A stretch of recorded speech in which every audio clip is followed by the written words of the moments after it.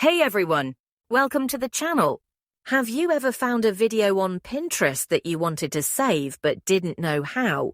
In this video, I'll show you how to download Pinterest videos directly to your phone in just a few easy steps.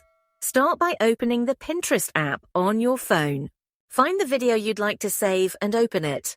Once you're on the video, tap the three dots in the top right corner and select Copy Link from the menu.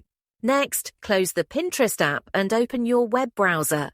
Search for Pinterest Video Downloader and click on the first result that comes up. On the downloader website, you'll see a text box labeled Paste Your Link here. Tap the box, paste the link you copied earlier, and hit the download button. After a few seconds, the video will process and you'll see various download options. For iPhone users, choosing the Force Download Video option ensures the process goes smoothly. A pop-up may appear asking you to confirm just tap download, and the video will be saved to your device. Once the download is complete, open your video to make sure everything worked as expected.